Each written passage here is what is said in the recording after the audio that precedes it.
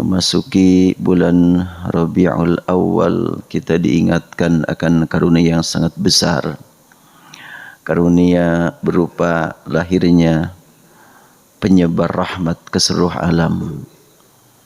Rasulullah SAW satu-satunya hamba yang diangkat oleh Allah menjadi penyebar rahmah ke seluruh alam. Para nabi banyak, para rasul banyak, tapi tidak mencapai keistimewaan ini. Dan kita bersyukur kepada Allah karena kita termasuk yang dipilih oleh Allah menjadi umat beliau. Sehingga ketika kita melaksanakan salat, membaca salam kepada Rasulullah SAW dari Masjid Nurul Masyriq, itu dijawab oleh Rasulullah. Karena Rasul sendiri bersabda, "Ma min muslimin yusallimu alayya illa raddallahu alayya ruhi hatta rudda alis salam." Tiada seorang muslim yang mengucapkan salam kepadaku kecuali Allah kembalikan ruhku hingga membalas salam orang tersebut. Khusus untuk Nabi Muhammad. Maka ketika kita mengucapkan salam kepada beliau, walaupun tidak di depan kuburan beliau, tapi dari ujung berung itanya. Kita mengungkapkannya assalamualaikum padahal jauh. Tapi kalau kepada nabi-nabi yang lain tidak dengan assalamualaikum kalau dari jauh, tapi assalamualaikum wa ala ibadillahis salihin. Keselamatan semoga tercurah kepada kita semuanya dan kepada hamba-hamba Allah yang saleh. Tidak alaikum. Ini merupakan keistimewaan yang Allah berikan untuk Nabi Muhammad. Memasuki bulan Rabiul Awal sangat penting bagi kita untuk mengingat kembali tentang hakikat perjalanan dakwah beliau yang tentunya dipersiapkan oleh Allah Subhanahu wa taala selama 40 tahun persiapan, sehingga ketika beliau usia 39 tahun sama sekali belum tahu kalau beliau akan menjadi nabi, menjadi rasul. Namun sudah diupayakan oleh beliau sendiri mencari jalan untuk menyelesaikan problem yang dihadapi umat. 3 tahun berturut-turut Rasulullah SAW menjelang diangkat jadi rasul suka berada di dalam gua sendirian setiap Ramadan tiba. Ini menunjukkan bahwa Rasulullah SAW mengagungkan bulan Ramadan sebelum diangkat jadi rasul. Dari satu segi, dari segi yang lain, Ramadan sudah diketahui oleh masyarakat Arab sejak sebelum disebut-sebut sebagai kalender Hijriyah. Karena kalender Hijriyah bahkan ditetapkan sejak zaman sahabat, Rasulullah sudah tiada. InsyaAllah kita manfaatkan waktu sebagaimana diprogramkan sebelumnya, terutama sekarang waktu agak panjang ya. Bisa ada waktu untuk tanya jawab nanti. Belum nyambung ya.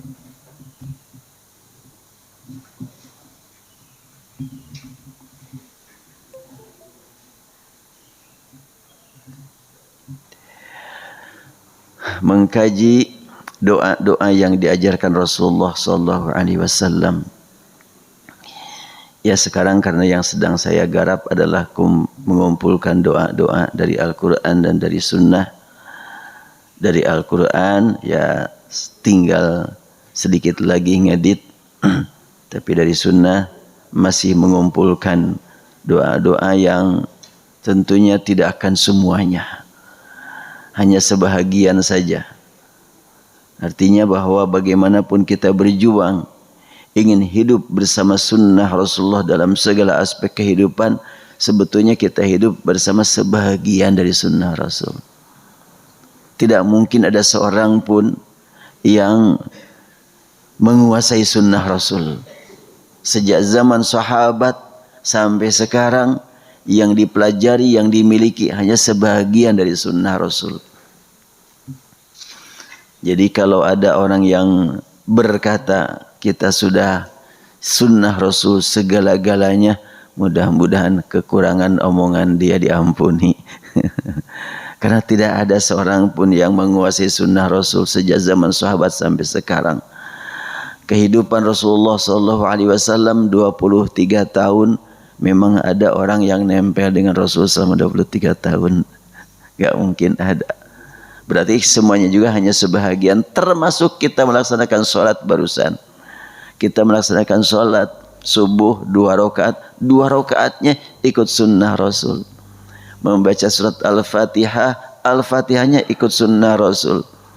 Tapi bagaimana ketika kita membaca atau mendengar Al-Quran, jiwa kita dengan Allah, dengan Al-Quran, apakah seperti yang dijiwai Rasulullah? Masih jauh tentunya.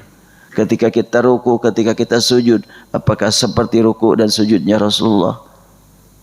Yang dilaksanakan, yang dibaca, yang kelihatan, ya ikut sunnah Rasul. Tapi komunikasi kalbu kita dengan Allah, apakah mampu kita mengikuti jejak Rasulullah? Ya tentunya masih jauh. Makanya ya, insya Allah kita upayakan sebahagian dari sunnah Rasul kita gali, kita kaji. Di sini, di buku ini akan diangkat doa-doa yang diajarkan Rasulullah SAW, yang paling utama dan diawali dengan masalah salat. Nabi Muhammad SAW bersabda, innal mu'mina idza kana fi shalah fa innama yunaji rabbah. Hadis riwayat Muslim menyebutkan seorang mukmin ketika salat itu sebetulnya sedang munajat. Munajat itu apa? Merintih menghadap kepada Allah, menyampaikan permohonan dan menyampaikan rasa khawatir, menyampaikan harapan, menyampaikan mengagungkan Allah. Dan ada yang sangat penting untuk kita gali dari Al-Quran yang berkaitan dengan kehidupan orang-orang beriman. Saya ingin mengangkat dulu, lupa lagi soalnya di mana nih. Wa tahiyyatuhum salah.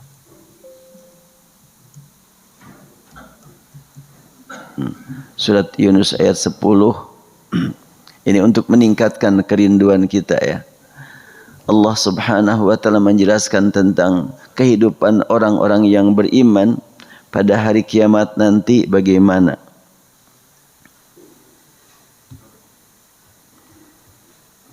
Ya, untuk meningkatkan kerinduan kita kepada hari akhirat, dirasa penting menghayati ayat ini. Da'wahum fiha subhanakallahumma wa tahiyyatuhum fiha salam wa akhiru da'wahum alhamdulillahi rabbil alamin. Da'wahum, doa-doa yang diungkapkan oleh penghuni surga. Kok di surga ada doa juga ya? Da'wahum, kalimat dakwah bukan doa khusus untuk ahli surga, menyebutkannya da'wahum. Da'wahum fiha fil jannah subhanakallahumma. Orang-orang yang sudah masuk surga mengatakan, ya Allah, maha suci Engkau. Untuk apa berkata begitu? Kan sudah sukses di surga. Bukan untuk melakukan pendekatan diri kepada Allah sebagaimana di dunia. Saat ini di dunia kita mengatakan subhanakallahumma, artinya ya Allah, kami kotor, kami banyak berbuat salah. Engkau yang maha suci, walaupun kami banyak berbuat salah, Engkau masih tetap memberikan kepada kami kenikmatan hidup, bekal hidup itu di dunia. Tapi di surga, apa yang dimaksud? Nanti kita semuanya insya Allah akan meraih nikmat bertemu dengan Allah. Ketika kita bertemu dengan Allah, disitulah puncaknya kebahagiaan. Dan puncaknya kebahagiaan diekspresikan dengan kalimat subhanakallahumma, maha suci Engkau ya Allah. Itu puncak kebahagiaan kalau di surga mengucapkan kalimat itu, maha suci Engkau. Kita saat ini melihat keindahan. Ingat, ini adalah keindahan ciptaan Allah. Kita bertemu dengan orang yang kita kagumi. Saya dan dia ciptaan Allah. Kita mendapatkan kenikmatan dari Allah. Kita ungkapkan subhanakallahumma, subhanakallahumma. Itu dalam rangka kita bersyukur kepada Allah. Tapi nanti di surga bukan bersyukur lagi. Ekspresi kebahagiaan yang tak mungkin dapat kita bayangkan saat ini. Semua kenikmatan yang saat ini kita temukan atau kita cita-citakan hanya sedikit saja dari kenikmatan yang Allah sediakan di surga. Itu sedikit saja itu. Mungkin tidak nyampe kepada 0,0001%-nya. Lalu wa tahiyyatum fiha salam. Tidak dapat kita bayangkan saya, tapi kita tingkatkan kerinduan. Bersama-sama semua mukminin mukminat pas melihat Allah Subhanahu wa taala. Subhanakallahum. Lihat tangan kanan, lihat kiri, semua orang-orang beriman bahagianya luar biasa. Salam, salam, salam. Selamat kita, selamat kita, selamat kita. Sukses kita. Sukses kamu, sukses. Kalimat kesuksesan tersebut bukan doa semoga sukses. Karena sudah. Ya kalau bapak atau ibu melepas anak mau ujian akhir. Bersalaman, semoga sukses. Semoga kan. Bagaimana ternyata langsung diumumkan engkau dapat nilai cum laude, sukses. Sukses yang ini bukan doa kan? Sudah selamat gitu kan. Itu nanti di surga lebih dari itu. Allahu Akbar. Antara sesama mukmin ungkapannya salam. Dalam surat Al-Waqiah kita temukan la yasmauna fiha lagwan wala ta'thiman illa qilan salaman salaman. Tidak terdengar di surga ungkapan-ungkapan yang tidak berguna. Semuanya ungkapannya hanyalah yang menakjubkan, yang mengagumkan, yang membuat semakin nikmat mendengar, nikmat berbicara, nikmat melihat. Itu dari sesama mukmin, sesama ahli surga, salam, salam, salam. Dari Allah, salamun qaulam mir rabbir rahim. Allahu Akbar. Dari Allah langsung, selamat buat kalian. Mir rabbir rahim. Dari Rabb yang rahim. Makanya semuanya mukmin mengatakan wa akhiru da'wahum anil hamdulillahi rabbil alamin. Akhir kalimat mereka alhamdulillahi rabbil alamin. Untuk saat ini kita mengungkapkan alhamdulillahi rabbil alamin, pendekatan diri kepada Allah. Segala puji bagi Allah Tuhan semesta alam. Ya Allah, aku tidak merasa memiliki apapun. Semua yang ada pada diriku milik Engkau ya Allah. Semua yang ada pada keluarga aku milik Engkau ya Allah. Semua kemajuan, semua keistimewaan milik Engkau ya Allah. Lillahi rabbil alamin. Bahkan kalimat alhamdulillah, segala puji entah aku ungkapkan ataupun tidak milik Allah. Kalau aku tidak mengungkapkannya, yang lain sedang mengungkapkan terus. Dan tidak ada berhenti, tidak ada hentinya pujian disampaikan kepada Allah Subhanahu wa taala. Wa in min syai'in illa yusabbihu bihamdi walakin la tafqahuna tasbihahum. Allah berfirman dalam surat Al-Isra ayat 4344, tidak ada sesuatu apapun di alam raya ciptaan Allah ini kecuali semuanya suka bertasbih, memuji Allah. Wa in min syai'in illa yusabbihu bihamdi, menyatakan subhanallah wa bihamdi. Semua alam. Sekarang kita duduk di atas karpet. Kenapa kalau ada salat ba'diyah suka pindahnya? Kalau subuh mah enggak ada ba'diyah kan. Salat duhur, sunat qabliyah, kemudian salat fardu dirapatkan barisannya. Habis selesai salat fardu, mau salat sunat ba'diyah, geser kanan atau kiri atau belakang biar semua tempat menjadi saksi bahwa kita sudah sujud. Ya, ke kanan, oh sebelah kanan siap jadi saksi, sebelah kiri siap jadi saksi. Iya, aku ditempati sujud oleh si fulan, oleh si fulan, oleh si fulan. Sehingga tidak satu tempat yang akan menjadi saksi nanti di akhirat. Sebab di akhirat itu Ya, semua yang pernah berinteraksi dengan kita akan menjadi saksi. Entah saksi pembela atau saksi yang mendakwa. Bahkan dalam hadis, saya lupa redaksinya, ketika kita sambil jalan gitu kan ya. Kemudian di apa yang akan kita langkahi, di situ ada botol gitunya, ditendang gitu. Akan jadi saksi juga itu botol yang ditendang itu. Buat apa nendang aku, kata botol itu kan.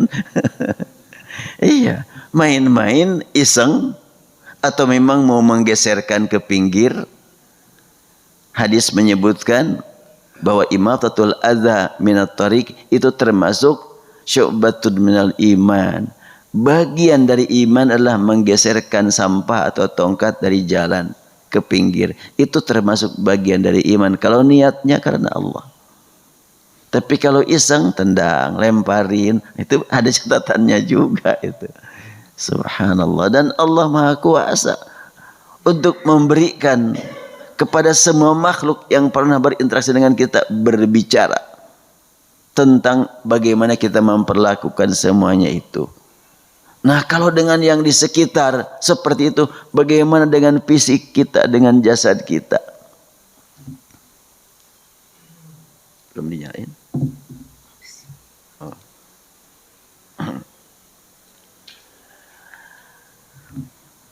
Ya, makanya kita sangat penting untuk senantiasa berhati-hati setiap saat dalam kehidupan ini. Baik, saya lanjutkan lagi At-Ta'amul. Ini judul buku, nanti rencana adalah At-Ta'amul Ma'as Sunnah fil Ad'iyati war Ruqyah. Artinya implementasi doa dan ruqyah sesuai sunnah. Ya, sungguh banyak doa-doa dari Rasulullah yang belum memasyarakat, maka diupayakan. Dan yang diutamakan adalah dari mulai solat terlebih dahulu. Karena solat jelas sekali mengantarkan kita untuk lebih dekat dengan Allah Subhanahu wa taala. Hadis yang sudah sering disampaikan, ini sekilas saja, bahwa seseorang masuk ke masjid dan Rasul waktu itu sedang duduk di masjid. Kemudian Rasulullah SAW melihat sahabat tersebut salat. Selesai salat, sahabat menuju Rasulullah menyampaikan salam, Assalamualaikum ayyuhan nabi. Maka Rasulullah menjawab, waalaikumsalam, irji' fasalli fa innaka lam tusalli. Rasul bersabda, waalaikumsalam, kamu balik lagi ke tempat tadi, lakukan salat, kamu kan belum salat. Sahabat tersebut baru selesai salat, dinyatakan Rasul belum salat. Tingkat sahabat. Bagaimana kita ya? Kalau kita salat di depan Rasul, kayak apa sih salat kita?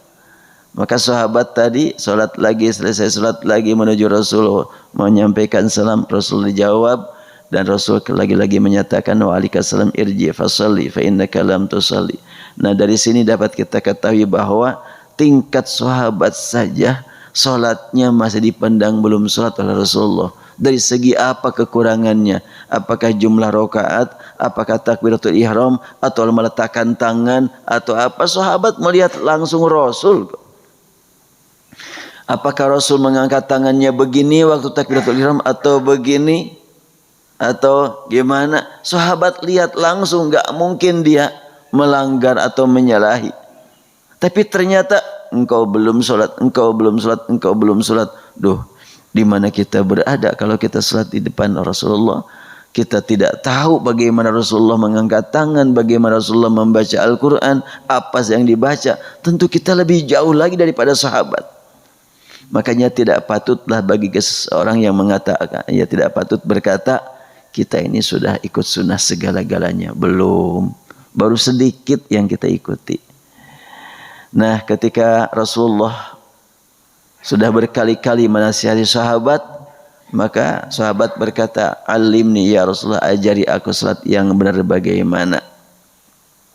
Ya, ini hatta tatma'inna raki'an hatta tatma'inna sajadan panjang. Ini sudah pernah saya bahas soalnya di masa lalu. Nah, kemudian Rasul bersabda, salat kamu harus diperbaiki dari sejak wudu. asbighil wudu, perbaiki wudu kamu. Ini memperbaiki wudu itu kayak apa? Secara global, tidak akan saya rinci, secara global saja. Wudu dinyatakan dalam sekian banyak literatur karya para ulama adalah dalam bab taharah atau kitabut taharah, bab kesucian.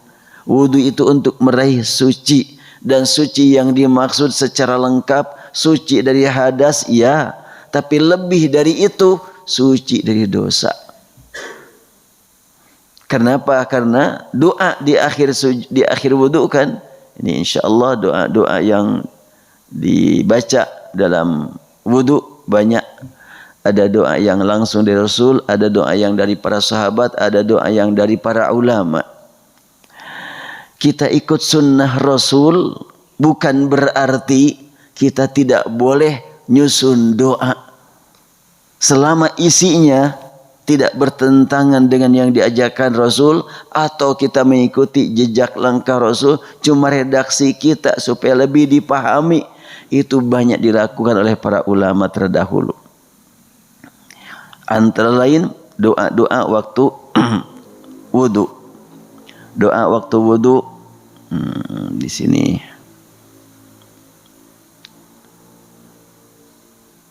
Gak tahu di mana nih.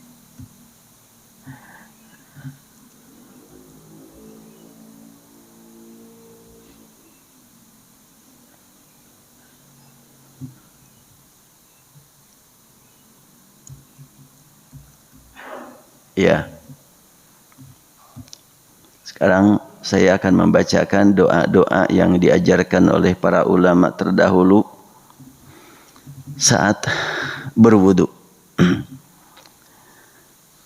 Ketika berkumur-kumur, Allahumma a'inni ala tilawatil Qur'ani wa dzikrika wa syukrika wa husni ibadatik.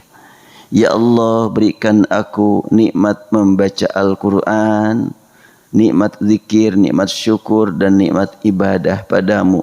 Itu sewaktu berkumur-kumur, tentu tidak diucapkan bisi muncrat dinya cainanya, tetapi dalam hati tentunya. Allahumma a'inni, paling tidak Allahumma a'inni ala dzikrika wa syukrik, itu doa dari Rasulullah. Namun ulama kadang-kadang menambah Allahumma a'inni ala tilawatil Qur'an. Ya Allah, berilah aku nikmat tilawah Quran, zikir, syukur dengan lisan ini.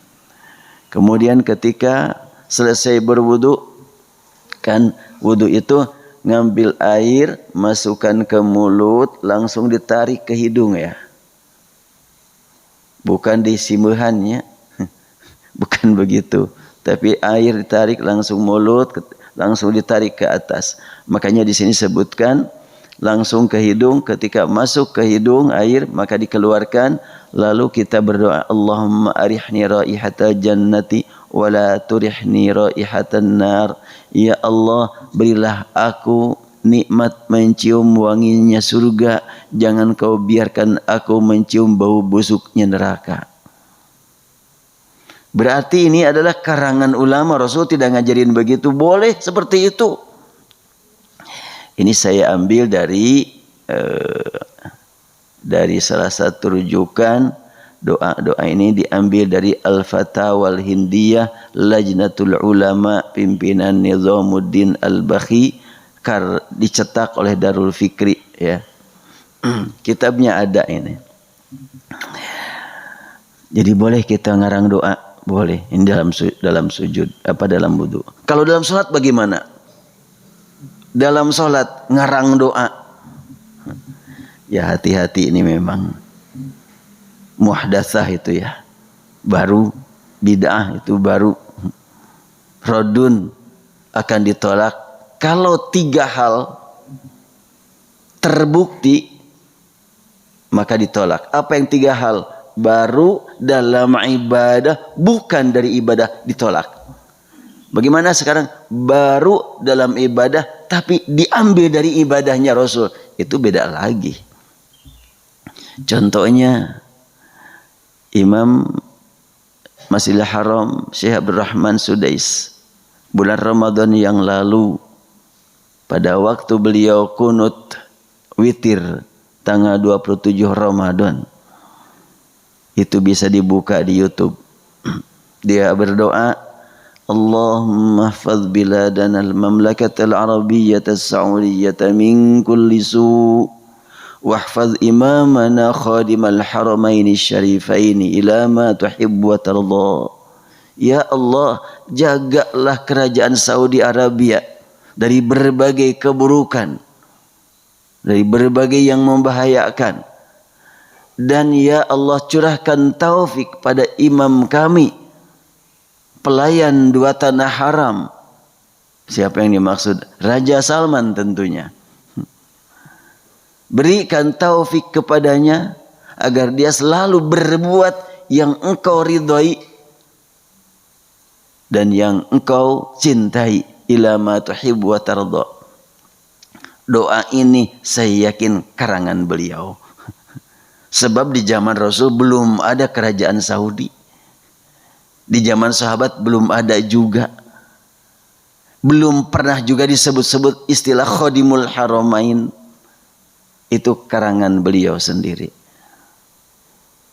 Bukankah beliau itu Allah betul-betul berpegang kepada sunnah Nabi? Kok seperti itu? Itulah pemahaman makna terhadap ikut sunnah itu seperti apa. Bukan berarti kalau ikut sunnah itu enggak boleh kita nyusun doa kecuali yang dibacakan Rasul saja. Kan ada yang berkata begitu ya. Realitanya enggak demikian. Dan dalam kehidupan kita sehari-hari biasa berdoa dengan bahasa Sunda, bahasa Indonesia udah biasa. Rasul enggak pernah berdoa pakai bahasa Indonesia. Nah, kita lihat lagi, ini adalah bahan diskusi kita saat ini nih. Karena kita akan mengembangkan pemahaman sebab Islam itu untuk sepanjang masa seluruh umat manusia. Kalau kita mengkaji kehidupan kita hanya merujuk kepada jawaban-jawaban ulama terdahulu, sekian banyak masalah tidak akan ditemukan jawabannya. Karena jawaban juga jawaban untuk baru yang zaman dulu masalahnya belum ada. Bagaimana mungkin kita menemukan jawaban dari ulama terdahulu sedangkan ulama terdahulu belum menemukan masalahnya ya. Jadi masalah yang dulu ada jawaban dari ulama terdahulu kita ambil. Masalah yang baru muncul tentunya tidak akan ditemukan jawabannya dari ulama terdahulu. Saya baca lagi contoh yang lain. Allahumma bayyid wajhi yawma tabyadu wujuh wa taswaddu wujuh. Ketika membasuh wajah, merintih kepada Allah, ya Allah, berikan kepada wajahku cahaya, nur cahaya dari Engkau. Pada saat Engkau putihkan wajah-wajah orang yang Engkau cintai. Jangan Engkau biarkan wajahku nanti kotor, hitam, penuh dengan debu. Pada saat Engkau perlihatkan kepada dunia, kepada semua makhluk, orang-orang yang kufur, yang tidak bersyukur, dihitamkan wajahnya, dikotorkan wajahnya. Nah, ketika kita berwudu, ingat dengan doa ini karena firman Allah yang tadi saya bacakan pada 2 rakaat ya, pada surat Al-Qiyamah, kalla bal tuhibbuna al-ajilah wa tadharuna al-akhirah wujuhun yawma idzin nadhirah ila rabbiha nadhirah. Pada waktu nanti semua kita akan terbagi kepada ya 2. Kita satu ya Masjidul Masyrik, kemudian yang satu lagi yang di sana yang tempat maksiat. Kita semuanya insyaallah nanti di akhirat akan tampil dengan wujuh yang cerah, yang bersih, yang berseri, yang berbahagia, yang putih, yang bercahaya. Sementara pihak yang di sana yang tempat-tempat maksiat selalu mereka wajah-wajahnya hitam, kotor, menjijikkan. Dalam Al-Quran sebutkan wujuhun yawma idzin basirah tadhunnu an yuf'ala biha faqirah. Itu dalam surat Al-Qiyamah. Dalam surat Abasa yang saya baca tadi pada rakaat kedua, wujuhun yawma idzin musfirah dhahikatun mustabshirah wa wujuhun yawma idzin 'alaiha ghabarah. Ya, ketika kita membaca ayat itu lalu bertanya kepada diri kita, saya termasuk wajah yang mana nanti di akhirat? Apakah saya termasuk yang akan mendapatkan nikmat berwajah bersih, bening, bercahaya, bahagia bertemu Allah? Atau sebaliknya, ngeri sekali. Wajah kita hitam, kotor, menjijikkan, basirah. Tadhunnu ayyuf ana biha faqra 'alaiha ghabarah. Artinya apa? Alaiha ghabarah, penuh dengan kotoran, dengan debu. Kalau sekarang kita mencium bau sampah, ngeri sekali. Bagaimana nanti kalau sampah yang bau itu nempel? Luar biasa. Sangat-sangat menakutkan. Dan kita saksikan di beberapa negara yang disebut dengan negara maju. Maju dalam beberapa hal, tapi tertinggal dalam sekian banyak hal. Ya, mungkin di antara bapak dan ibu juga ada yang pernah membuka di YouTube bagaimana kondisi kota Philadelphia ya. Sangat mengerikan itu hidupnya mereka. Di sana masyarakat tidak lagi mencari kenikmatan hidup, tapi bagaimana supaya hilang dari kebimbangan dan kegelisahan. Dan di sana dilegalkan kan narkoba. Makanya kehidupannya hidup lebih parah dari binatang. Tidur sembarangan di mana aja, pakaian pun sembarangan. Kita alhamdulillah dipilih oleh Allah menjadi orang yang beriman bukan hasil usaha, tapi hanya karunia dari Allah Subhanahu wa taala. Udah setengah jam nih ngobrol. Baik, kita perluas waktu sekarang untuk ya bukan diskusi atunya, saling menasihati lah gitu. Dipersilahkan kalau ada yang mau menyampaikan pertanyaan, kita cukupkan dulu materinya sebagai muqaddimah. Mangga kalau ada. Atau belum ada, belum siap. Baik, kalau belum siap saya lanjutkan ini. Bagaimana kita berjuang ingin seperti yang diperintahkan Rasul, asbighil wudu'a. Kan hadisnya berkata begitu. Sahabat tadi berkata, alimni ya Rasulullah, ajari ya Rasulullah aku solat yang benar itu bagaimana? Rasul bersabda, idza qumta ila shalah fa asbighil wudu. Bila engkau solat, mau solat, perbaiki wudu kamu. Nah, seperti ini antara lain wudu yang baik itu setiap gerakan berwudu, komunikasi kita dengan Allah terus menerus. Dari mulai membasuh tangan. Saya masih ingat dulu ayah saya ngajarin kan sebelum kita membasuh wajah. Ini Al-Qur'an itu menyuruh basuh wajah. Idza qumtum ila sholati faghsilu wujuhakum wa aydiyakum ilal marafiq. Wahai orang yang beriman, kamu mau salat, basuh wajah sampai sikut, usap kepala, kemudian basuh kaki. Itu kalimat Al-Qur'an. Nah, kemudian Rasul bersabda, perbaiki wudhu kamu. Apa yang dilakukan oleh sahabat tadi? Rasul tahu sahabat itu wudhunya belum beres. Nah, asbighil wudhu bagaimana? Gerakan wudhu dari mulai awal sampai akhir itu komunikasi dengan Allah. Utsman bin Affan radhiyallahu an, dalam satu riwayat disebutkan hampir setiap selesai wudhu wajahnya itu sampai pucat. Itu Utsman bin Affan. Kok bisa seperti itu? Apa yang dia lakukan? Kan Utsman itu terkenal. Bahkan Rasul telah memberikan gelar asyaddu hayaan Utsman bin Affan. Orang yang paling pemalu adalah Utsman bin Affan. Kenapa beliau sewaktu wudhu? Waktu wudhu mungkin membasuh tangan, memulai untuk membasuh wajah, bersihkan dulu telapak tangannya kan gitu. Sewaktu membasuh telapak tangan, malu kepada Allah, ini sudah dipakai ngambil apa saja tangan ini. Teringat sekian banyak yang mungkin dilakukan oleh telunjuk yang tidak berguna, malu menghadap kepada Allah. Belum lagi kalau sekiranya ada yang memang tidak layak disentuh, tidak layak diambil, ingat, malu. Makanya wajah beliau pucat. Dari membasuh tangan, saya waktu dulu masih ingat oleh ayah saya dikasih ajaran baca ketika membasuh tangan, Allahumma hafaz yadayya min ma'asika kulliha. Ya Allah, pelihara tanganku ini, telapak tanganku ini dari perbuatan maksiat. Jangan kau biarkan tanganku berbuat maksiat.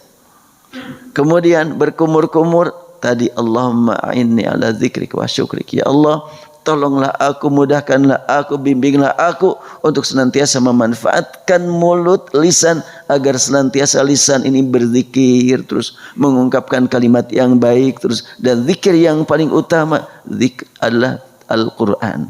Makanya tadi a'inni ala tilawatil Quran. Ketika memang ke hidung, Allahumma arihni raihatal jannah. Ya Allah, berilah aku nikmat mencium wanginya surga. Ya otomatis kalau mencium wanginya surga, di surga lah. Gak akan di neraka. Tetapi ini bahasa yang merendah di hadapan Allah. Dan ketika membasuh wajah, nah sampai di mulut dulu, kita ingat sudah dipakai ngomong apa saja mulut ini. Sudah dipakai makan apa saja mulut ini. Sudah dipakai minum apa saja. Oh, banyak sekali. Saat berwudu, ingat kepada semua perbuatan yang sudah lalu. Yakin wudu kita betul-betul akan membersihkan dosa kita. Karena Rasul sendiri kan menyebutkan bahwa idza tamadmadal abdu, apabila hamba berwudu, kharajatil khataya min fihi, maka akan keluarlah semua dosa-dosanya dari mulutnya. Bila masuk ke hidung, akan keluarlah semua dosa-dosanya melalui hidungnya. Semua, setelahnya dari ujung kepala sampai ke kaki, kita lakukan wudu yang benar, semoga semua dosa bersih habis wudu. Bila habis wudu kita sudah bersih dari dosa, otomatis waktu sholat akan dinikmati kekhusyuan sholat. Berarti untuk supaya tercapai kekhusyuan sholat, dari sejak wudunya yang diperbaiki. Itulah praktek Rasul. Nah, saat ini yang paling sering terangkat tanpa mengurangi rasa hormat kepada para pengkaji, para pembahas, umumnya bahasan sholat terbatas kepada rukun dan syarat yang memang terukur saja. Hanya yang terukur kan, syarat sholat ini, rukun sholat ini, syarat wudu ini, rukun ini. Hanya itu saja. Tapi bagaimana cara menjiwai gerakan demi gerakan, itu tentunya sulit diukur. Karena itu jarang membahasnya. Jarang mengkaji hal itu. Apabila sholat yang benar itu bagaimana, hanya sebatas hukum fikih yang sudah dicantumkan dalam sekian banyak karya para ulama. Tetapi kalau kita lihat kepada Al-Quran, sholat yang benar menurut Al-Quran bagaimana? Qad aflahal mu'minun alladzina fi sholatihim khashi'un. Sungguh sukses orang-orang yang mendapatkan kedudukan sebagai mukminun. Siapakah mereka? Mereka yang memiliki kriteria, sifat, karakter. Apa di antaranya? Fi sholatim khasyi'un. Dalam sholatnya senantiasa khusyuk. Kalau gitu kita layak enggak mengaku mukmin nih? Duh, rasanya berat. Dan Allah juga mengingatkan kita. Ketika Allah memanggil kita, tidak pernah dalam Al-Quran memanggil ya ayyuhal mu'minun. Tapi ya ayyuhalladzina amanu. Emang bedanya apa? Ya ayyuhal mu'minun dengan ya ayyuhalladzina amanu. Kalau mu'minun, keimanan sudah melekat dalam segala aspek kehidupan kita, berbuat landasannya iman. Tapi kalau amanu, sudah diberi nikmat iman. Apakah kita memanfaatkannya ataukah tidak? Tergantung bagaimana kondisi pada waktu pagi, siang, sore. Sekarang alhamdulillah kita sedang betul-betul merasakan nikmat iman, membuat kita kumpul di tempat ini. Dan alhamdulillah kita saling mengisi satu sama lain. Karena Al-Quran menyebutkan huwallazi anzalas sakinata fi qulubil mu'minin liyazdadu imanan ma'a imanihim. Allah yang menanamkan iman ke dalam kalbu mukminin, dan saat bertemu sesama mukmin di masjid ini, maka satu sama lain saling menambahkan keimanan. Beda ketika ibu-ibu belanja ke pasar dengan ke masjid, bukan belanja ke masjid banyak, akan terasa perbedaan komunikasi. ketika ibu menatap wajah ibu yang lainnya di masjid dengan ketika ibu menatap wajah ibu yang lainnya di pasar, bedanya rasanya. Iya, bapak-bapak juga begitu. Karena kalau di masjid sudah tempatnya keimanan ditingkatkan. Ini dinding-dinding ini akan menjadi saksi, atap ini akan menjadi saksi. Wa im min syai'in illa yusabbihu bihamdi walakin la tafqahuna tasbihahum. Tidak sesuatu apapun kecuali suka bertasbih memuji Allah. Kalau di luar saja makhluk ini pada memuji Allah, pada bertasbih, apalagi dinding-dinding dan atap masjid dan karpet masjid ini. Makanya beda sholat di rumah dengan sholat di masjid, beda. Bagaimanapun beda rasanya, beda manfaatnya. Terus bagaimana? Kan ada hadis ini buat ibu-ibu ya. Saya berbeda pemahaman terhadap hadis ini dengan sekian banyak para pengkaji. Saya sampai pernah mendengar di Masjid Nabawi seorang penceramah ba'da maghrib, kan suka ada penceramah itu. Dia menyatakan tentang hadis Nabi, la tamna'u an-nisa'a la tamna'u nisa'akumul masjida al-masajida wa buyutuhunna khairul lahunna. Redaksi awal hadis banyak tapi ujungnya sama. Ada la tamna'u an-nisa'a ay yakhrujna ilal masjid wa buyutuhunna khairul lahunna. Ada yang berbunyi la tamna'u nisa'akum al-masajida wa buyutuhunna khairul lahunna. Apa maknanya? Bapak-bapak, jangan melarang ibu mau ke masjid. Wa buyutuhunna khairul lahunna. Umumnya orang mengartikan wa buyutuhunna khairul lahunna, dan rumah lebih baik buat ibu-ibu daripada masjid. Betul begitu maknanya. Terus ini ibu-ibu gimana ini? Saya memahami enggak begitu. Karena tidak ada kalimat minal masajid, daripada masjidnya enggak ada dalam hadis. Jadi maksudnya apa hadis itu? Bapak-bapak jangan melarang ibu-ibu ke masjid. Dan rumah pun baik bagi ibu. Masjid baik, rumah baik kalau bagi ibu-ibu. Bagi bapak-bapak, masjid lebih baik. Masjid lebih baik, jangan disebutkan rumahnya. Jadi masjid baik, udah sampai di situ aja. Jangan rumah juga baik, enggak kalau buat bapak-bapak. Ini beda. Jadi kalau buat ibu-ibu di samping punya tugas ke masjid sebagaimana bapak-bapak, ibu-ibu punya tugas di rumah. Makanya buat ibu-ibu rumah baik, masjid baik. Buat bapak-bapak masjid saja gitu.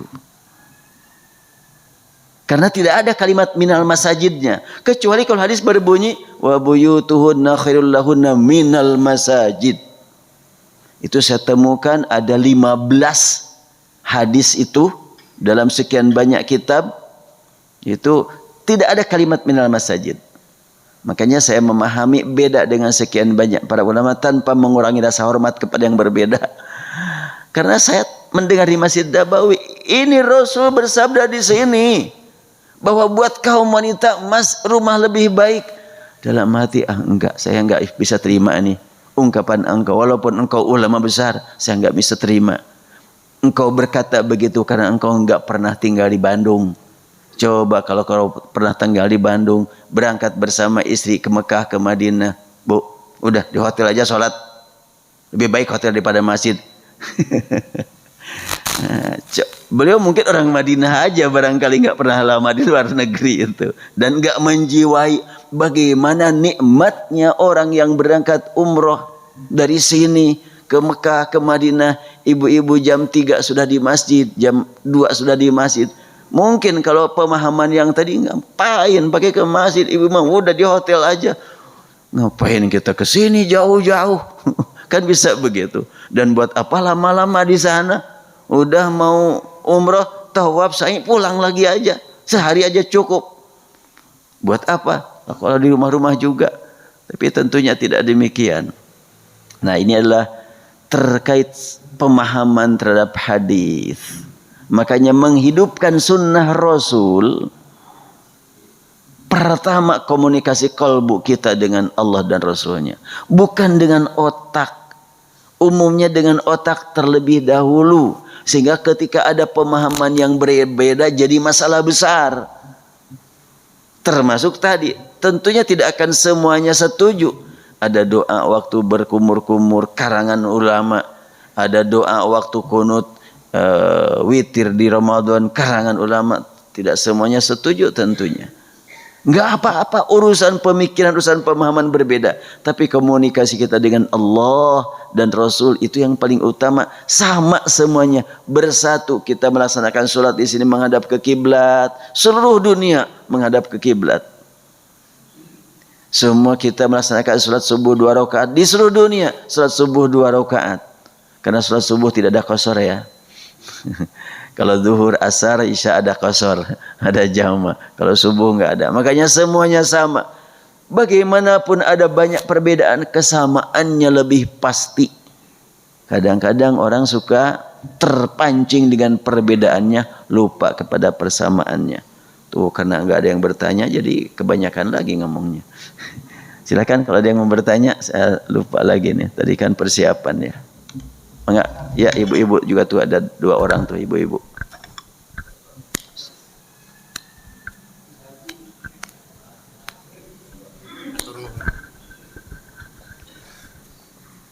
Assalamualaikum warahmatullahi wabarakatuh. Waalaikumsalam. Mohon saran atau nasihat Pak Ustadz, terutama mengenai sholat berjamaah di masjid. Iya. Mengenai durasi. Ya. Sholatnya umat Islam, maksud saya sholatnya kita adalah merupakan pertemuan kita dengan Allah, komunikasi kita dengan Allah. Kalau dianalogikan, kalau kita bertemu dengan yang dicintai tentunya akan betah Pak Ustadz. Ya, betah, mungkin juga berlama-lama gitu kan, karena saking rindunya kepada Allah. Yeah. Nah, di beberapa masjid juga beberapa imam, terutama sholat zuhur maupun asar, terkesan cepat gitu. Entah apa yang mau dikejar, atau misalkan mau masuk kerja lagi, yang mau kerja, atau yang ke pasar mau ke pasar lagi, tapi terkesan begitu lama, begitu cepat gitu. Bahkan tidak membaca tambahan surat, hanya surat Al-Fatihah saja. Mohon nasihat Pak Ustadz, karena ini adalah pertemuan gitu antara kita sebagai umatnya Muhammad bertemu dengan Allah. Itu aja Pak Ustadz. Makasih. Assalamualaikum warahmatullahi wabarakatuh. Rasul itu waktu sholat duhur lama ya. Berdirinya itu lama Rasul itu, sholat duhur itu. Terus kalau sholat duhur itu berdirinya lama, apa yang dibaca? Ya tentu baca surat-surat yang lain. Bagi makmum bagaimana? Sebagaimana makmum membaca surat Al-Fatihah pada saat sholat duhur karena tidak mendengar bacaan imam, dan imam membaca surat-surat yang lainnya, silakan makmum juga membaca surat-surat yang lainnya. Jadi makmum juga membaca surat-surat yang lain, bebas. Dan di sini juga pilihan mau membaca. Ini imam kalau sholat duhur suka lama, saya jadi makmum mau baca surat Yasin aja sampai di mana lah sampai ya silahkan lah gitu. Mau baca surat Al-Baqarah nyampe di mana aja silahkan.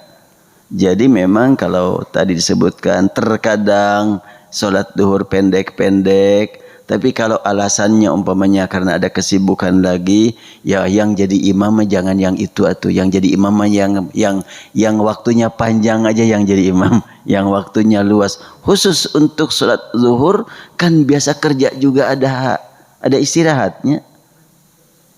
Wah, kerja yang begitu sibuk, pas mulai zuhur istirahat sampai jam 1. Untuk makan aja waktunya panjang, masa untuk sholat enggak? Ya sangat diharap memang ketika kita sholat duhur ya dinikmati lah. Memang termasuk saya sangat sulit menikmati itu kalau tidak berjuang. Memang salah satu langkah yang harus kita lakukan, berjuang itu sejak awal sebelum sholat, sejak wudhu kita harus sudah punya keinginan, ya Allah saya ingin sholat dengan benar, dengan khusyuk. Maka sejak wudhu betul-betul kita bertaubat, memohon ampun kepada Allah. Bila sudah Allah bersihkan, pastilah ketika takbiratul ihram nikmat, Allahu Akbar, terlihat dunia kecil. Apalagi Indonesia, apalagi capres, aduh capres disebut lagi. Semua capres kecil. Kita tidak akan mungkin merasa takut. Wah, mestinya harus ini yang jadi. Jangan sampai ini. Dua-duanya juga kecil di hadapan Allah.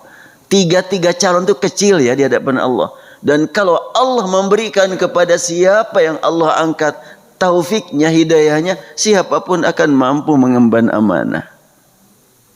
Jadi takbiratul ihram sekarang bagus juga kita arahkan untuk capresnya. Iya, takbir itu kan mengagungkan Allah, semuanya kecil, dunia kecil. Jadi semuanya kita dengan takbir itu langsung kita jadikan sebagai jalan untuk berjuang, untuk bertemu dengan Allah. Sampai kepada makna doa iftitah. Nah doa iftitah itu panjang. Doa iftitah itu. Dan mungkin ada yang suka panjang, mungkin ada yang enggak. Antara lain setelahnya wajah tu wajhiya sampai kepada Allahumma anta rabbi la ilaha illa anta khalaqtani wa ana abduka wa itu doa iftitah itu. Nanti insyaallah kita gali dalam buku ini. Dan sekarang ya sekilas saja dulu. Banyak sekali doa-doa yang diajarkan Rasul untuk dibaca dalam sholat, belum dibaca pada umumnya masyarakat. Baru sedikit saja. Doa sujud umpamanya, doa ruku umpamanya. Mudah-mudahan ada yang sudah biasa di sini. Tapi kalau belum ada, ya biasa. Apa doa yang dibaca Rasulullah pada saat sujud apabila sujud beliau sedang sholat sunat? Allahumma bi'ilmikal ghaiba wa qudratika al-khalqi ahyini ma alimtal hayata khairan li wa tawaffani idza alimtal wafata khairan li. Allahumma inni as'aluka khasyataka fil ghaibi wasyahada wa as'aluka kalimatal ikhlas fi ridha wal ghadab. Masih panjang. Dibaca sampai tamat juga enggak akan diikuti. Ada yang suka membaca doa ini waktu ruku, waktu sujud? Belum ada. Coba ngangkat tangan yang sudah biasa. Iya, dan itu doa indah sekali. Mengandung penamaan ketauhidan, ketawakalan, kesabaran, siap menghadapi sekian hal dan merindukan bertemu Allah. Itu doa sujud di situ. Ada kalimat as'aluka ladzatan nazari ila wajhiki, ya Allah, aku mohon Engkau beri nikmat kepadaku, nikmat puncak, tiada kenikmatan di atas itu nikmat menatap wajahmu ya Allah. Itu dalam sujud. Jadi insya Allah lah mudah-mudahan ke depan sesuai kemampuan masing-masing kita tingkatkan kualitas ibadah kita. Tidak hanya sebatas memperhatikan syarat dan rukun. Itu perlu untuk mengukur yang terukur. Tetapi kita harus berjuang ingin meningkatkan kualitas ibadah menghadap kepada Allah sehingga sholat menjadi kenikmatan sebagaimana tadi disampaikan oleh Bapak tadi. Tadi ibu-ibu mangga silakan, ada yang mau bertanya, mic-nya.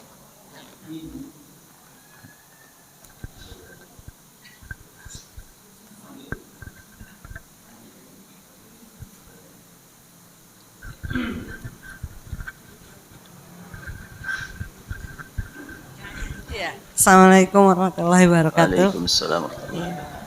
Ustadz, saya menyimak tadi bahwa sebetulnya doa itu boleh dengan bahasa sendiri dan apa istilahnya, apakah doa itu apalagi tadi digambarkan oleh Ustadz banyak doa-doa Rasulullah yang diajarkan dan bahkan kita tidak tahu gitu. Jadi kita hanya minimalis saja gitu doa. Nah, apakah dengan doa yang kita panjatkan itu bolehkah sesuai dengan keinginan kita? Iya. Karena tadi istilahnya banyak sekali doa. Terus doa tempat mustajabnya doa gitu ya. Terus satu lagi waktu berdoa. Tadi digambarkan Ustadz bahwa doa dalam sholat gitu. Apakah itu dibolehkan gitu ya? Terus waktu-waktu mustajab gitu ya istilahnya, sehingga apakah kita jadi terpikir bahwa doa itu harus begini gitu istilahnya. Ya itu aja Ustadz. Iya. Ya, insya Allah nanti kalau sudah beredar buku ini dibahas di bab pertama, waktu berdoa, tempat berdoa yang istimewa, bagaimana urutan berdoa yang tepat, saya masukkan di sini. Antara lain, dan ini juga hadis ternyata sahih tapi ada yang meragukan, ketika Ali bin Abi Thalib diketahui ya oleh Rasul, saya tulis dulu aja nih. Mana?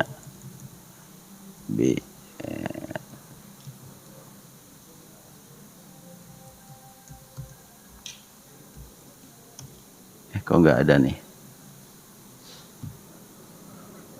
Ada doa yang diajarkan Rasul kepada Ali bin Abi Thalib ketika Ali bin Abi Thalib radhiyallahu anhu mengeluh kepada Rasulullah dengan menyatakan, ya Rasulullah, aku ini hilang lagi hafalan Al-Quran. Apa yang mesti aku lakukan? Maka Rasul menjelaskan, kamu mau aku ajarin bagaimana supaya kuat hafalan kamu? Ya tentu ya Rasulullah. Maka Ali berkata, Rasul bersabda, nanti malam Jumat di samping sekian banyak yang biasa kamu lakukan sholat, untuk 4 rakaat dikhususkan. Rakaat pertama Al-Fatihah lanjutkan dengan surat Yasin. Rakaat kedua Al-Fatihah lanjutkan dengan surat As-Sajdah. Rakaat ketiga Al-Fatihah dilanjutkan dengan Ad-Dukhan. Rakaat keempat Al-Fatihah dilanjutkan dengan surat Al-Muluk.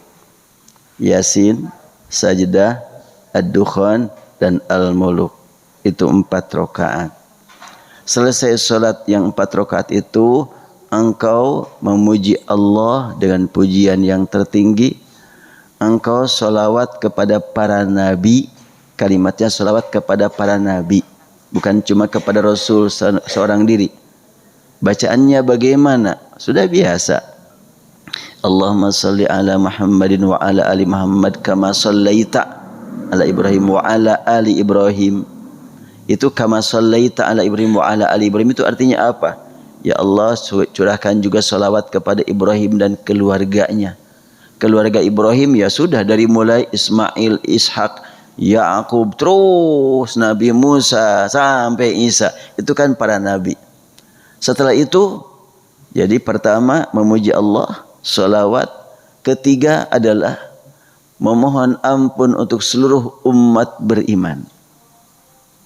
Allahumma gfiril muslimin wal muslimat wal mu'minin wal mu'minatil ahya'i minhum wal amwat. Atau Rabbana gfir lana wa li ikhwanina alladhina sabaquna bil imani wa la taj'al fi qulubina ghillan lil ladzina amanu rabbana innaka ra'ufur rahim. Atau Rabbana gfir li wa li walidayya wa lil mu'minina yauma yaqumul hisab. Dari Al-Quran semuanya itu. Nah kemudian sabda Rasulullah, setelah itu dibaca oleh kamu, baru dibaca Allahumma arhamni bitarkil ma'asi abadan ma abqaitani.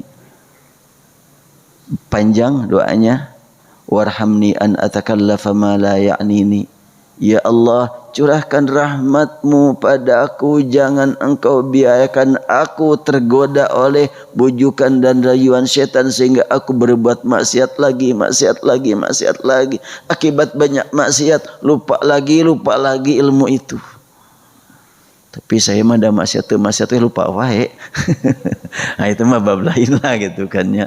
Nah kemudian ya Allah, berilah aku nikmat menjauh dari hal-hal yang tidak berguna. Jangankan yang haram, yang membahayakan, yang tidak berguna pun, aku mohon engkau lindungi aku, jangan sampai sibuk dengan yang tidak berguna. Surat Al-Mu'minun menyebutkan walladzina hum 'anil lagwi mu'ridun. Ya Allah, jadikan aku termasuk orang yang alladzina hum 'anil lagwi mu'ridun, yang menjauh dari hal yang tidak berguna. Lalu apalagi doanya panjang. Nah, kita ambil pelajaran di situ. Jadi urutan doa yang tepat kalau waktunya panjang, solat, memuji Allah, solawat, memohon ampun untuk mukminin mukminat, baru menyampaikan keinginan. Itu urutan. Tapi kalau waktunya pendek, Allah Maha tahu kita lagi sibuk, ya sesuai dengan kondisi, silakan berdoa kapan saja. Waktu doa tidak diragukan. Surat Al-Dzariyat menyebutkan wabil asharihum yastaghfirun. Dan doa yang dikumandangkan hamba-hamba Allah menjelang subuh itu adalah waktu yang paling pas, paling tepat. Jangan sampai kita lewati akhir malam tanpa istighfar. Waduh, terlambat nih bangun, jam 4 nih. Sebentar lagi subuh. Ya, silahkan pas bangun istighfar, wudu istighfar, sholat sesuai kemampuan kondisi. Dan Rasul bersabda, apabila kamu takut kesubuhan, sholatlah 1 rakaat. Takut kesubuhan. Jam 4 buat Rasul itu tidak pernah ya. Jam 3 pun mungkin buat Rasul itu takut kesubuhan itu. 1 jam menjelang subuh itu takut kesubuhan itu. Kalau kita mah 1 jam masih lama, sok tidur di welah. Jadi sebetulnya itu untuk waktu ya. Untuk tempat tentunya masjid itu adalah tempat berdoa. Tapi tentu tadi sebutkan, buat bapak-bapak masjid lebih utama, buat ibu-ibu rumah pun utama, kan gitu. Sebab bisa terjadi ketika ibu-ibu sedang ngurus bayi, sedang ngurus anak, kalau keluar rumah ditinggal, sedangkan anak-anak perlu diurus, waktu itu saatnya diijabah doa ibu-ibu untuk anak-anak ibu. Karena ketika bapak dan ibu mendoakan anaknya, keikhlasannya dijamin. Beda kalau pemanya seseorang mohon untuk memimpin doa bulan ini, bulan ini, bulan ini. Nah, bisa saja setan membisik. Tapi kalau seorang ibu, seorang bapak mendoakan anaknya, apa sih yang diharapkan? Semata-mata berhubungan dengan Allah. Dan tidak ada harapan ibu dan bapak dari anak ada imbalan. Oh, ini kan ibu mendoakan aku terus, aku harus membalas dia. Enggak ada harapan ke sana. Oleh karena itu Rasul pun menegaskan, doa ibu, doa ayah untuk anak itu paling dekat untuk diijabah. Maka harus sering kita mendoakan anak kita. Tapi kenapa kok saya berdoa terus-terusan tapi geningan masih kena gitu ya anak saya teh. Allah Subhanahu wa taala mengabulkan bukan dengan ukuran kita. Itu yang sangat penting bagi kita. Allah Maha tahu yang kita perlukan dengan yang kita inginkan. Tidak semua yang kita perlukan kita inginkan. Tidak semua yang kita inginkan kita perlukan. Kita harus husnuzan kepada Allah. Makanya sering-sering waktu sujud silahkan berdoa untuk keluarga. Boleh gitu, ya silahkan. Cuma tentunya waktu sholat tidak dibaca disebut karena jadi bacaan sholat. Tapi dalam kolbu komunikasikan dengan Allah silahkan. Bahkan doa yang tadi yang saya baca panjang itu awalnya untuk pribadi. Allahumma bi'ilmikal ghaiba wa qurratikal khalq ahyini ma'alimta la khalli wa tawaffani. Ini terus aku. Tapi di akhir ada kalimat was'aluka ladzatan nazar ila wajhik wasyauqa ila liqa'ik fi ghairi dharra mudirrah wala fitnatin mudillah. Allahumma zayyinna bizinatil iman waj'alna hudatan muhtadin. Di akhir doa, ya Allah hiasi kami semuanya dengan hiasan iman dan jadikan kami semuanya menjadi orang yang hidup dengan petunjuk-Mu.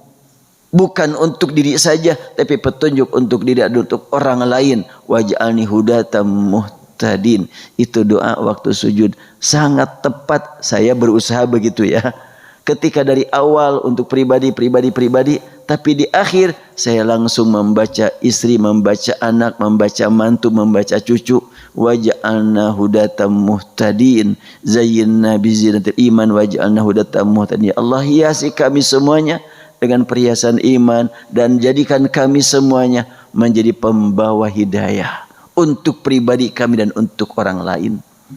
Ada gitu. Itu adalah untuk berkaitan dengan waktu dan tempat.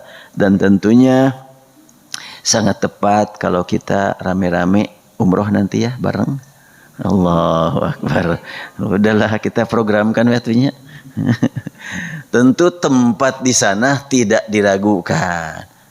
Dan Rasul bersabda, siapa yang berdoa sambil melihat Ka'bah pasti diijabah.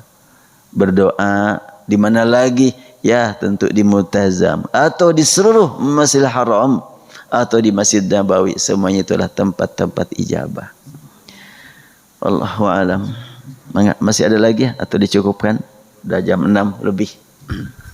Tadi itu 2, Ibu. Ya silakan. Izin bertanya Pak Ustadz. Tadi Pak Ustadz menyampaikan kalau Allah itu mengembalikan ruh Nabi Muhammad untuk menjawab salam-salam.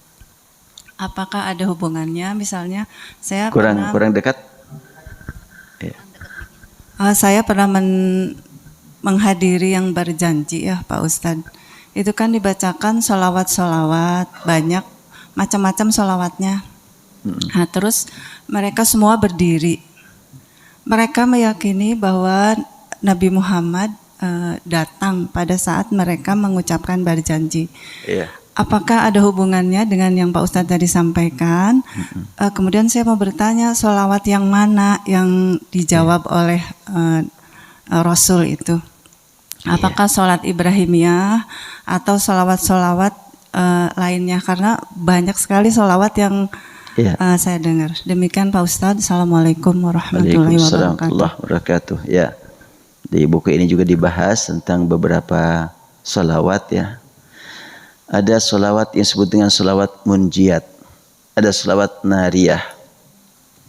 Kalau sholawat munjiat, saya temukan siapa yang mengarangnya. Itu orang Maroko. Tapi kalau sholawat nariyah belum saya temukan. Dan saya pun masih mempertanyakan.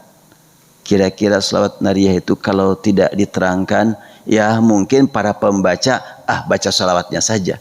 Kalau orang tahu bahasa Arab, kira-kira bagaimana akidahnya terkait dengan sholawat nariyah. Kalau sholawat munjiat itu tidak keluar dari akidah.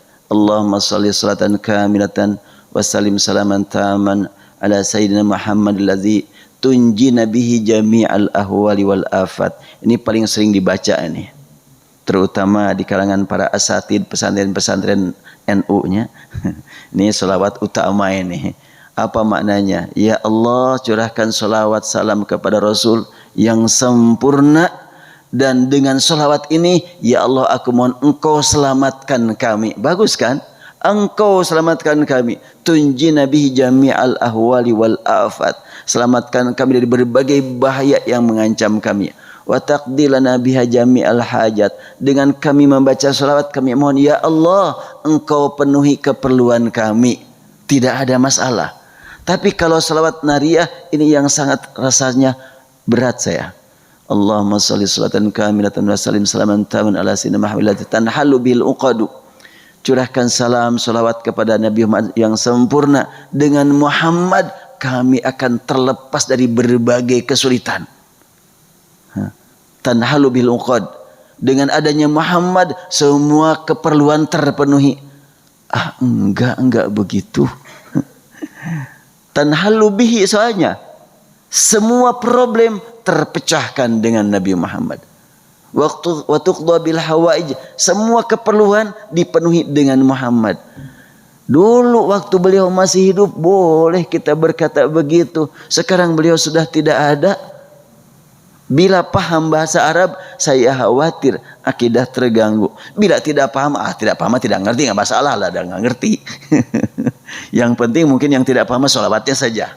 Tapi bagi yang paham bahasa Arab, ya Nabi Muhammad menyelesaikan masalah, Nabi Muhammad juga memberikan rizki. Enggak begitu. Makanya saya masih mencari ini. Ini karangan siapa nih sholawat ini? Tapi kalau yang tadi, yang disebut dengan munjiat, insya Allah nggak ada masalah. Karena kembalinya kepada apa? Bukan berarti ini kan bukan dari Nabi Muhammad, ini dari ulama. Sebagaimana tadi Syekh Sudes juga ngarang doa, selama memang tidak keluar dari makna, silahkan saja. Tapi kalau sekiranya isi doa itu membuat orang bisa terganggu akidahnya, ini nampaknya yang perlu saya gali kembali. Tanpa saya berkata salawat ini jangan dipakai, enggak dulu. Enggak berkata begitu. Tetapi kalau pemainnya stop dulu boleh ya, tapi jangan, enggak lah. Sebab boleh jadi yang ngarang salawat juga itu bukan sembarang orang. Cuma kenapa kok ada kalimat tanhallu bihil uqadu tanfarju bil kurabatu uqdabil hawaiju, terpenuhi semua keperluan, tercapai semua yang diinginkan dengan Muhammad. Sekarang kan sudah tidak ada beliau. Jadi ini yang sholawat. Kemudian intinya sholawat itu adalah kita melaksanakan perintah Allah. Innallaha malaikatahu yusalluna 'alan nabi. Ya ayyuhalladzina amanu sallu 'alaihi wasallimu taslima. Jadi terhadap sholawat ini ada sikap tafrid dan ifrat, berlebihan ke depan, berlebihan ke belakang ya. Berlebihan ke depan, pokoknya kita sholawat hanya yang diajarkan Rasul, yang lain jangan. Itu ifrat namanya. Ada tafrid, pokoknya yang disebut dengan sholawat dari manapun datangnya kita terima. Enggak demikian juga. Kita lihat isinya. Apabila memang isinya tidak mengganggu perasaan, mengganggu akidah, mengganggu keyakinan, dan maknanya jelas seperti doa-doa yang lain, silahkan. Tapi kalau umpamanya sampai membuat kita kesulitan memahami, ya udah jangan dulu dilaksanakan yang itu. Itu makna sholawat. Dan ketika tadi ada kalimat, ketika kita membaca sholawat, baca berjanji Rasulullah hadir, mungkin kalau yang dimaksud dengan hadir seperti yang disebutkan Rasul, Allah mengembalikan ruhku, boleh, tapi hadir jasadnya jangan. Dan ini yang sangat penting untuk diperbaiki. Kembali lagi kepada tadi, berlebihan. Sampai saya tidak tahu itu ya, seorang ulama yang saat ini sedang viral ya, ceramah-ceramah beliau di Indonesia, dia adalah orang Yaman. Ketika dia sedang berada di podium, kemudian dilihat begini, kemudian dia kedip-kedip, langsung ditafsirkan oleh jamaah. Dia sedang melihat Rasul secara fisik. Kalau dia enggak ngomong begitu mah janganlah dibilang-bilang begitu. Mungkin dia sedang berpikir tentang sesuatu, dibilangnya sedang melihat Rasul. Karena beliau seorang wali. Enggak gitu juga sih. Karena Rasul secara jasad sudah tidak ada. Dan para sahabat enggak pernah berkata begitu. Setelahnya Rasulullah wafat, yang bisa dilihat oleh sahabat dalam mimpi. Dan kalau Rasul sudah pernah menyatakan, man ra'ani fil manami faqad ra'ani fa inna syaitana la yatamatsalu bi. Siapa yang bermimpi melihat aku, betul-betul dia bertemu aku, karena syaitan tidak menyerupai aku. Buat sahabat, kalau mimpi ketemu Rasul, bisa dijamin itu memang bertemu dengan Rasul. Buat Saiful Islam, mimpi ketemu Rasul, memang saya tahu wajah Rasul. Kan nggak tahu wajah Rasul. Mungkin iya wajah Rasul begitu, mungkin tidak. Maka tidak tepat bagi orang yang hidup zaman sekarang itu bangga mimpi ketemu Rasul. Benar, Rasul wajahnya seperti itu. Mungkin kalau waktu tidur itu bisa ngambil handphonenya, coba dipotret gitunya. Sama enggak dengan yang lain? Ya tentunya sulit untuk kita buktikan saat ini. Jadi kehadiran Rasul bukan hadir dalam artian fisik, tetapi Rasul membalas salam kita. Itu sabda Rasulullah SAW.